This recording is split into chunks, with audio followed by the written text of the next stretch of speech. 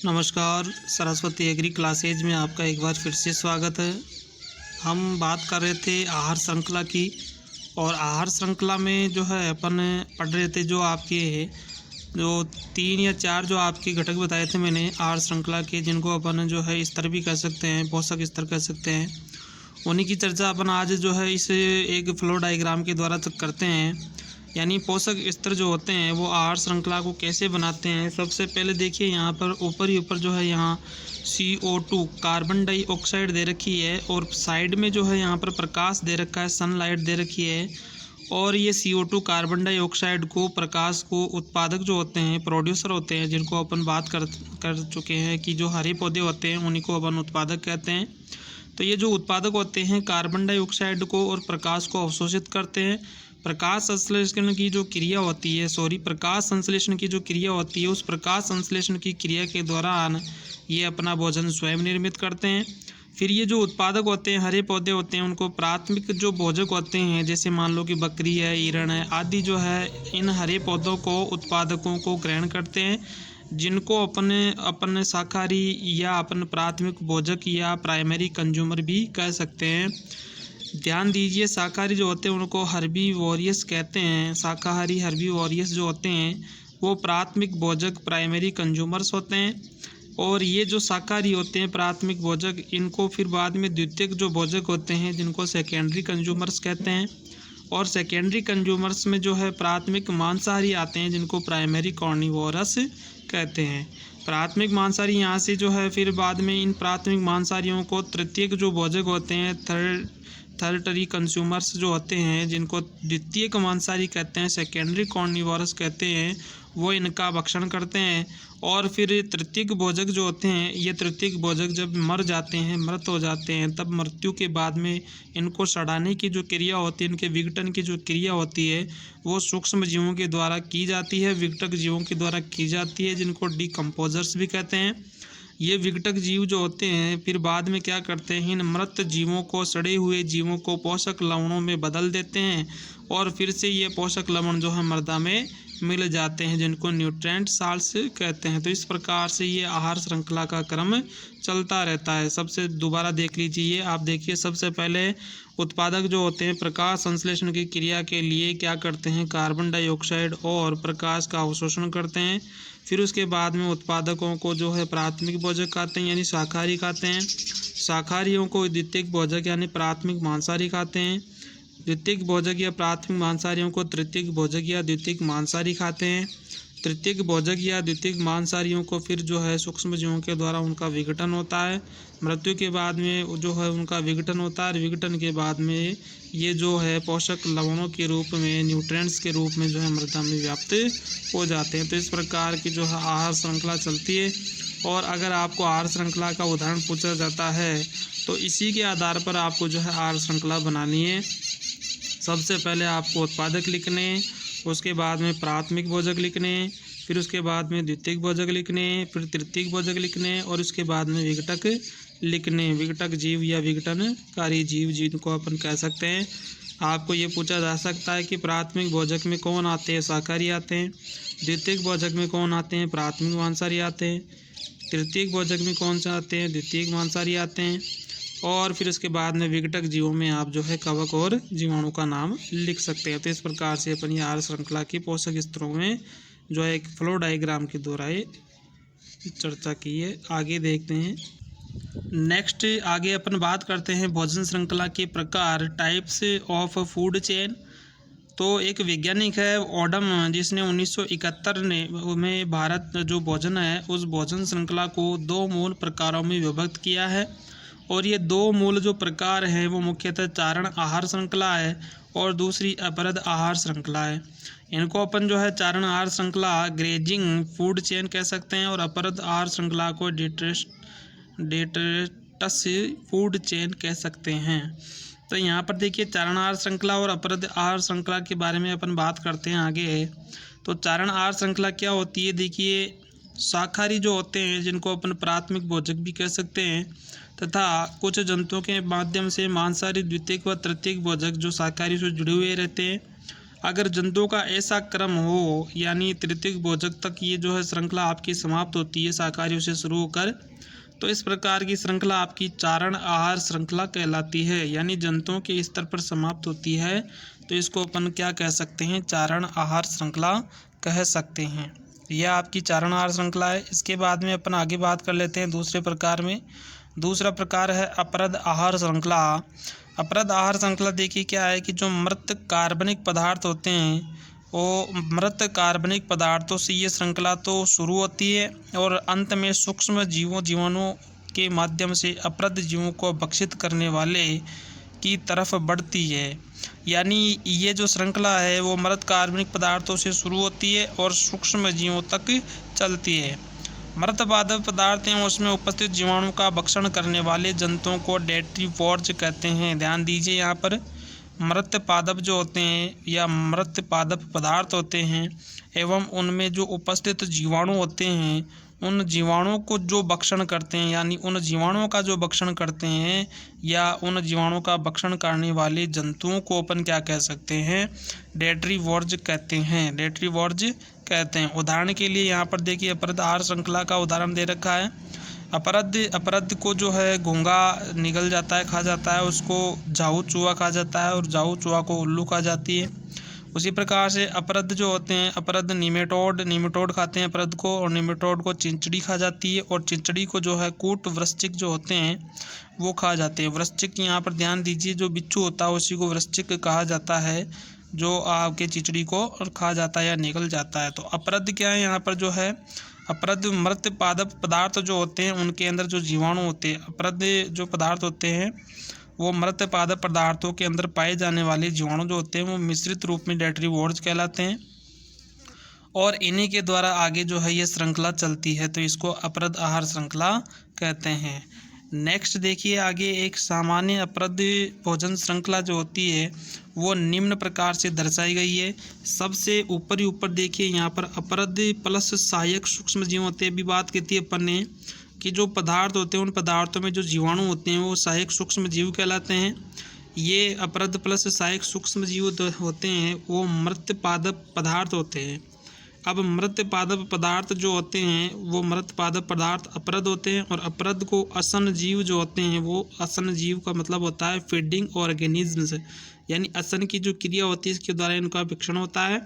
उसके बाद में इनको जो है प्राथमिक भोजन या जो है या प्राइमरी कंज्यूमर्स जो होते हैं, जैसे कुछ जीव है उनका भक्षण कर लेते हैं, शिकार कर लेते हैं। शिकार के बाद में प्राथमिक तथा द्वितीयक जो मांसाहारी होते हैं वो ये जो शिकारी होते हैं इन शिकारियों का भक्षण कर लेते हैं, प्राइमरी एंड सेकेंडरी कार्निवोरस। इस प्रकार से यहाँ पर देखिए एक प्रकार की श्रृंखला बनती है और ये जो श्रृंखला है आपकी अपरद से शुरू होती है और आपके द्वितीयक मांसाहारी तक चलती है। फिर द्वितीयक मांसाहारी मृत होने के बाद में उनका विघटन हो जाता है। तो ये दो प्रकार के आपने क्या पढ़े हैं, भोजन श्रृंखला के प्रकार पढ़े हैं।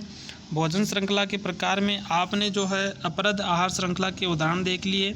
आप एक उदाहरण देखिए, आपकी जो चारण आहार श्रृंखला उसका एक उदाहरण दे रखा है कि सौर ऊर्जा है वो सौर ऊर्जा का उपयोग पादप पल्लवकों के द्वारा किया जाता है। यानी सौर ऊर्जा का उपयोग किसके द्वारा किया जाता है, पादप पल्लवकों के द्वारा किया जाता है। और पादप पल्लवक जो होते हैं, प्लैंक्टन्स जो होते हैं, उनका भक्षण प्राणी पल्लवक कर लेते हैं, यानी जंतु पल्लवक कर लेते हैं, जिन्हें छोटी मछलियाँ अपना भोजन बनाती है। छोटी मछलियाँ इन्हें प्राणी पल्लवकों को खा जाती है और फिर उनके बाद में ये छोटी मछलियाँ होती है उनको अंततः बड़ी मछलियाँ खा जाती है और अपना भोजन बना लेती है। और इन बड़ी मछलियों को जो है फिर बाद में इनसे भी जो बड़ी मछलियाँ होती है वो खा जाती है और इन बड़ी मछलियों को फिर बाद में अंत में मनुष्य क्या करते हैं, उपयोग में करते हैं, इनका उपभोग कर लेते हैं। तो इस प्रकार से जो है ये आपकी चारण आहार श्रृंखला जो है आपके शाकाहारियों से तो शुरू होती है और मांसाहारियों तक या सर्वाहारी तक जाकर समाप्त हो जाती है। तो इस प्रकार से ये भोजन श्रृंखला के आपने 4 प्रकार पढ़े हैं। और आज जो चारण आहार श्रृंखला है इसी का एक जो है छोटा सा उदाहरण अपन देख लेते हैं। ये देखिए चारण आहार श्रृंखला का एक उदाहरण है जिसके अंदर जो है ऊपर जो है 2 जो है चरण दे रखे हैं, फिर अंत में एक चरण दे रखा है। इसमें ऊपर वाला जो गोला है जो आपके जो है कॉपी पॉड्स होते हैं, यानी जिनको अपन पादप पल्लवक कहते हैं, पादप पल्लवक होते हैं, प्लांट प्लैंक्टन होते हैं, उनका जो भक्षण है वो आपके प्राणी पलवक कर लेते हैं। प्राणी पलवक जो होते हैं उनको अपन यूफेसिडो कहते हैं। और उसके बाद में इनको जो है आगे जो ब्लू व्हेल मछली होती है, वो ब्लू व्हेल मछली जो है इन प्राणी पलवकों का भक्षण कर लेती है, जिनको यूफेसिडो कहते हैं। तो इस प्रकार से भी यहाँ पर एक उदाहरण अपन ने चारण आहार श्रृंखला का देखा है। ये जो चारण आहार श्रृंखला है, इस चारण आहार श्रृंखला एक प्रकार की एक छोटी आहार श्रृंखला है, यानी इसमें मुख्यतः 3 ही चरण चलते हैं और 3 चरणों के द्वारा आपने ये एक आहार श्रृंखला का उदाहरण देखा है, जो कि चारण आहार श्रृंखला का ही है। इसके बाद में आगे अपन जो बात करेंगे वो अपन बात करेंगे पिरामिड की। तो आइए देख लेते हैं पिरामिड क्या होते हैं। यहाँ देखिए पारिस्थितिकी स्तूप, जिनको अपन पिरामिड भी कहते हैं, और इनको ही इकोलॉजिकल पिरामिड्स कहते हैं। मतलब पारिस्थितिकी स्तूप भी कह सकते हैं इनको, और इनको पारिस्थितिकी पिरामिड भी कह सकते हैं। स्तूप पिरामिड आप जानते हैं, ये एक त्रिभुजाकार संरचना होती है, जो ऊपर से जो है या ये इसका एक भाग जो होता है वो चपटा होता है और एक भाग जो होता है वो तिकोना होता है। ऐसी संरचना स्तूप या पिरामिड कहलाती है। स्तूप जो होते हैं वो सामान्य जो है अपन बात करते हैं तो स्तूप जो होते हैं मुख्यतः कितने प्रकार के होते हैं। मुख्यतः स्तूप जो होते हैं वो 3 प्रकार के होते हैं। 3 प्रकारों में अपन बात करते हैं तो सबसे पहला जो प्रकार आपका आता है संख्या स्तूप आता है। उसके बाद में जो अगला आपका आता है उसका नाम है जीवभार स्तूप, जिसको बायोमास पिरामिड कहते हैं। और इसके बाद में जो तीसरा प्रकार आता है उसका नाम है ऊर्जा स्तूप, जिसको एनर्जी पिरामिड कहते हैं। यहाँ पर देखिए इन तीनों में ही सबसे जो मुख्य है, जहाँ से आपके प्रश्न बड़ा बनने वाला है, उसका नाम है ऊर्जा स्तूप, एनर्जी पिरामिड। तो यहाँ पर आपको टिप्पणी के रूप में भी पूछा जा सकता है कि आपकी जो पिरामिड है, इन पिरामिडों को टिप्पणी के रूप में भी आपको पूछ सकता है। तो अपन आगे जो है सबसे पहले बात करते हैं आपके संख्या स्तूप की। इस संख्या स्तूप जो होते हैं वो नंबर पिरामिड होते हैं। नंबर पिरामिड या संख्या स्तूप में क्या होता है, देखिए जब सृजक पादप, सृजक का मतलब होता है जड़ बनाने वाले जो होते हैं, निर्मित करने वाले होते हैं। तो निर्मित करने वाले सृजक जो होते हैं वो पादप होते हैं। तो जब सृजक पादप एक हो तो उसके प्रथम उपभोक्ता स्तर के जंतुओं की संख्या अत्यधिक होगी और क्रमशः उत्तरोत्तर भोजन स्तरों के जीवों की संख्या घटती जाती है। और परोपजीवी यदि कोई है तो संख्या भी परोपजीवी संख्या से अधिक ही होती है। मतलब ये जो पिरामिड बनता है, इस पिरामिड में अपन संख्या की बात करते हैं। सबसे पहले जो आपका लेवल आता है, जो श्रेणी आती है, वो आपकी उत्पादक होते हैं। उत्पादकों की संख्या जो होती है वो बहुत ही कम होती है, मतलब अपन कह सकते हैं कि एक ही होगी। उसके बाद में जो प्रथम उपभोक्ता होगा वो उससे अधिक होगा, यानी जंतुओं की संख्या जो होती है वो अत्यधिक होती है। और ये अत्यधिक संख्या जो है धीरे धीरे उत्तरोत्तर जो है बढ़ती जाती है, जीवों की संख्या इसमें बढ़ती जाती है। और इस प्रकार से एक स्तूप बनता है तो वो नीचे से जो है आपके तिकोना होता है और ऊपर से जाने पर ये फैल जाता है या चपटा हो जाता है। तो इस प्रकार का जो पिरामिड होता है वो संख्या स्तूप का पिरामिड, या अपन कह सकते हैं संख्या स्तूप या नंबर पिरामिड कहलाता है। इसमें जो है ऊपर की तरफ जो है आपके जो परोपजीवी, जिनको अपन अपघटक कहते हैं, उन अपघटकों की जो संख्या होती है वो भी अधिक होती है। तो इस प्रकार जो है आपके संख्या स्तूप का या नंबर पिरामिड जो है आपको बताना है। यहाँ पर देखिए संख्या का जो पिरामिड है उसका अपन ने बात की थी, तो उसके जो है यहाँ पर 2 चित्र दे रखे हैं, या उनकी अपन जो है श्रृंखला अपन देख लेते हैं, पिरामिड देख लेते हैं। सबसे पहले जो पहला जो आपका संख्या का जो पिरामिड है उसमें देखिए सबसे नीचे फसलीय पादप है। नंबर से क्रॉप प्लांट, सृजक स्तर इनको अपन कहते हैं। इनका भक्षण टिड्डे करते हैं, मैनी ग्रास होपर्स, मैनी का मतलब बहुत सारी ग्रास होपर्स टिड्डे करते हैं। उसके बाद में टिड्डे जो होते हैं उन टिड्डों का जो सेवेरल जो फ्रॉग जो होते हैं, यानी टिड्डे जो होते हैं उन टिड्डों का भक्षण मेंढक करते हैं। और मेंढक जो होते हैं उन मेंढकों का फ्यू स्नैक्स, फ्यू का मतलब कुछ सांप जो होते हैं उनका भक्षण करते हैं। और सांप को जो है वन वल्चरस, यानी आपके वल्चरस जो आपकी वाज जो है वो इनकी संख्या जो होगी वो एक ही होगी। तो सांप जो होंगे उन सांपों को कौन खाएगा, बाज। इस प्रकार से यहाँ पर देखिए फसलीय पादप सबसे ज़्यादा संख्या में कौन होंगे, फसलीय पादप हैं यहाँ पर। उसके बाद में टिड्डे हैं, टिड्डों के बाद में मेंढक है, मेंढक के बाद में सांप है, सांप के बाद में बाज। यानी इसको अगर अपन उल्टा करें तो उल्टा करने पर क्या होगा, ये उल्टा करने पर बाज नीचे आ जाएगा और फसली पादप ऊपर आ जाएंगे। तो बाज की संख्या तो 1 होगी, उसके बाद में कुछ सांप होंगे, फिर कुछ सांपों को कुछ मेंढक के बाद में टिड्डों की संख्या इससे अधिक होगी और टिड्डों की संख्या से अधिक जो है फसली पादप होंगे जिनको अपन सृजक कहेंगे। तो इसका सीधा भी बन सकता है और दूसरा इसका उल्टा भी बन सकता है। उल्टा पिरामिड भी कैसे, संख्या का उल्टा पिरामिड कैसे बनेगा, एक विशाल वृक्ष है, सिंगल ट्री, इस विशाल वृक्ष के ऊपर जो है बहुत सारे पक्षी बैठे हैं। ये पक्षी जो होते हैं सेवेरल बर्ड्स जो होते हैं उनकी संख्या इस एक वृक्ष से अधिक है। और ये जो पक्षी हैं मरने के बाद में जो है नंबर से पैरासाइट्स यानी परोपजीवी, यानी परोपजीवी जो होते हैं सूक्ष्म जीव होते हैं, इन पक्षियों का क्या करते हैं, भक्षण करते हैं। इन जो सूक्ष्म जीव होते हैं इनको अपघटक के रूप में अपघटित कर देते हैं। तो इस प्रकार से यहाँ पर सबसे कम जो संख्या होगी एक विशाल वृक्ष होगी, उसके बाद में उससे ज़्यादा पक्षी होंगे, पक्षियों के बाद में परोपजीवी होंगे। तो इस प्रकार से यहाँ पर इसका उल्टा भी जो है आपको पिरामिड देखने को मिलेगा। तो यहाँ पर देखिए 2 पिरामिड आपकी संख्या की बने हुए हैं, एक सीधा पिरामिड है और एक आपका उल्टा पिरामिड है। तो ये उल्टा पिरामिड भी है और सीधा पिरामिड अपन बात करते हैं। देखिए पहला जो आपने पिरामिड देखा उसमें पारिस्थितिक तंत्रों में सृजक स्तर पर संख्या सर्वाधिक एवं उत्तरोत्तर स्तरों की संख्या क्रमशः घटती जाती है। दूसरे में अपन ने बात की दूसरी और विशाल वृक्ष से प्रथम उपभोक्ता स्तर के प्राणियों की संख्या उत्तरोत्तर बढ़ती है, विशाल वृक्ष के स्तर से परोपजीवियों की संख्या बढ़ती जाती है। तो इस प्रकार से यहाँ पर अपन ने 2 संख्या के जो पिरामिड है या 2 जो संख्या है, संख्या का जो स्तूप वो अपन ने बात की है। इसके बाद में अगला जो पिरामिड है उसकी बात करते हैं अपन आगे। यहाँ पर देखिए दूसरा जो आपका स्तूप है वो जीव भार स्तूप है, बायोमास पिरामिड है।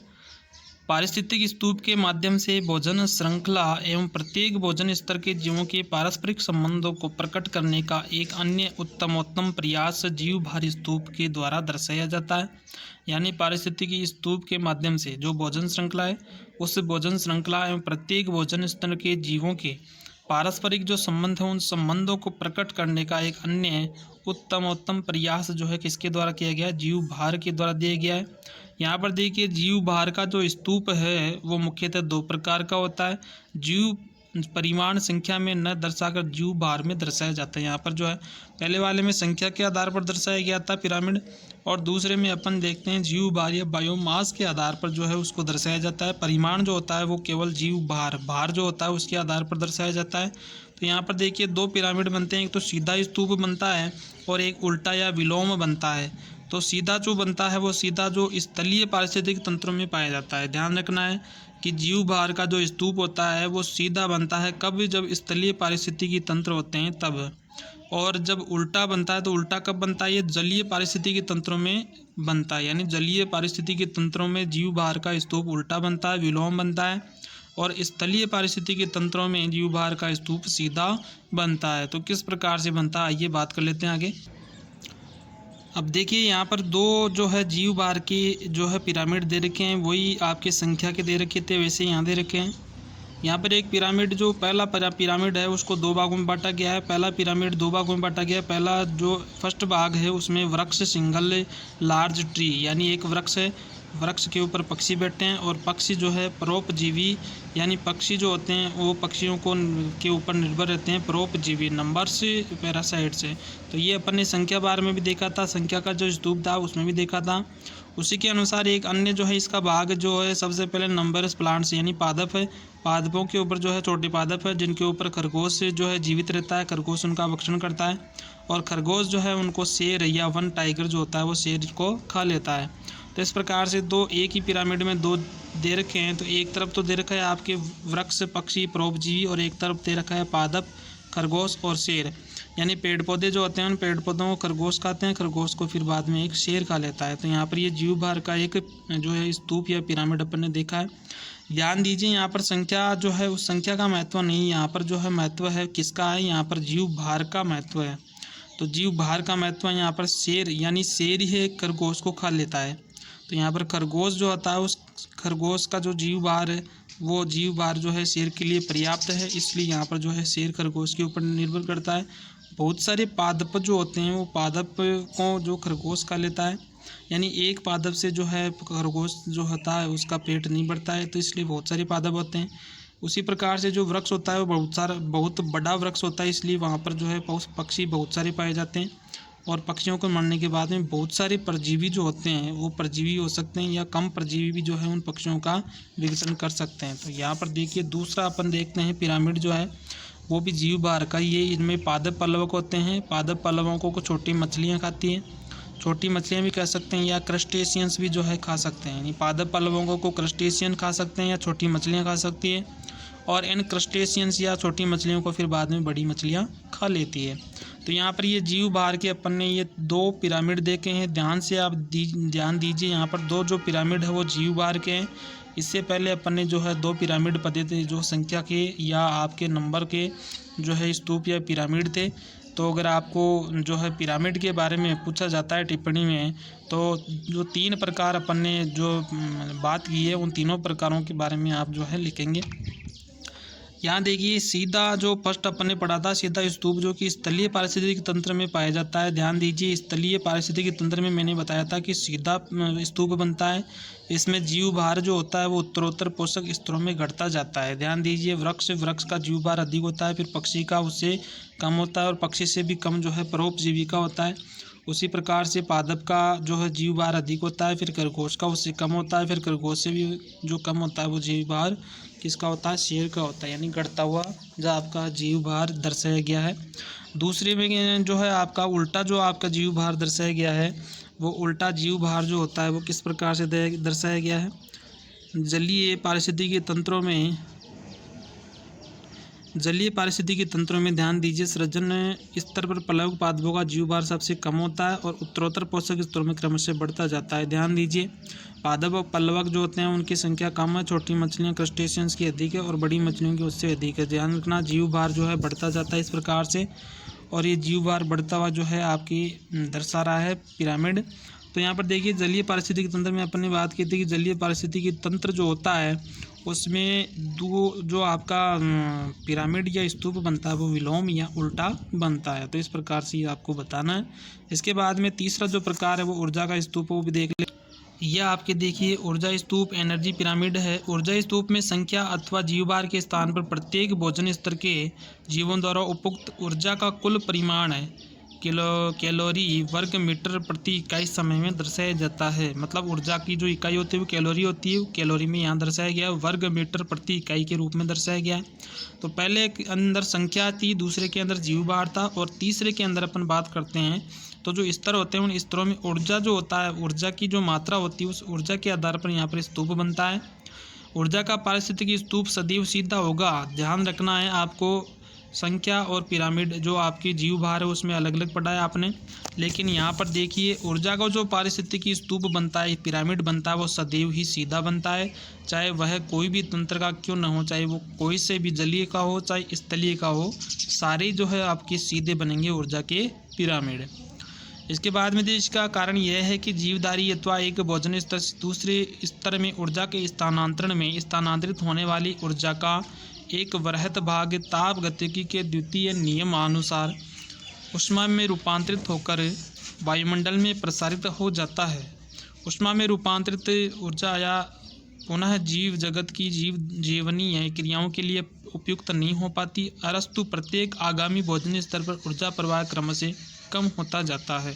यानी पिरामिड में क्या होता है, सीधा पिरामिड होता है, नीचे से ऊपर की तरफ जो है ऊर्जा जो है वो घटती हुई जाती है, मतलब कम होती है। ऊर्जा नीचे बहुत अधिक रहती है और ऊपर जाते जाते कम हो जाती है, और अंत में जो ऊर्जा होती है वो ऊष्मा के रूप में ताप गतिकी के द्वितीय नियम के अनुसार ऊष्मा वायुमंडल में प्रसारित हो जाती है। वायुमंडल से ही तो ऊर्जा मिलती है और वायुमंडल में वापस चली जाती है, लेकिन उस ऊर्जा का कुछ भाग जो होता है वो उन पोषक स्तरों के द्वारा ग्रहण कर लिया जाता है। यदि भोजन स्तर को आधार मानकर क्रमशः उत्तरोत्तर भोजन स्तरों के जीव परिमाण को चित्र में दिखाई गई रीति से प्रदर्शित किया जाए तो स्तूपाकार रेखा चित्र प्राप्त होता है, जिसे अपन पारिस्थितिकी स्तूप या इकोलॉजिकल पिरामिड भी कहते हैं। ये परिभाषा है आपके पारिस्थितिकी स्तूप की। कि यदि भोजन स्तर को आधार मानकर क्रमशः उत्तरोत्तर भोजन स्तरों के जीव परिमाण को चित्र में दिखाई गई रीति से प्रदर्शित किया जाता है, स्तूप आकार लेखा चित्र प्राप्त होता है, तो उसे अपन पारिस्थितिकी स्तूप या इकोलॉजिकल पिरामिड कहते हैं। यहाँ से आप परिभाषा लिख सकते हैं इस पारिस्थितिकी स्तूप की। जिस प्रकार परिणाम को संख्या इकाई क्षेत्रफल अथवा जीवभार इकाई क्षेत्रफल अथवा ऊर्जा कैलोरी इकाई क्षेत्रफल द्वारा दर्शाया जाता है, उसी प्रकार पारिस्थितिकी स्तूप या पिरामिड जो होता है वो मुख्यतः 3 प्रकार का होता है। यानी ऊर्जा का जो पिरामिड होता है वो एक तो जो ऊर्जा का जो पिरामिड अपन ने पढ़ा है वो ध्यान रखना है कि वो सदैव सीधा होता है, चाहे कोई से भी तंत्र में हो। इसके अलावा जो ऊर्जा है वो ऊर्जा अपन ध्यान है कि ऊर्जा इकाई कैलोरी इकाई क्षेत्रफल में अपन दर्शाते हैं, ठीक है। और जीवभार जो है अपन दर्शाते हैं जीवभार प्रति इकाई क्षेत्रफल है, और संख्या को अपन दर्शाते हैं संख्या इकाई क्षेत्रफल।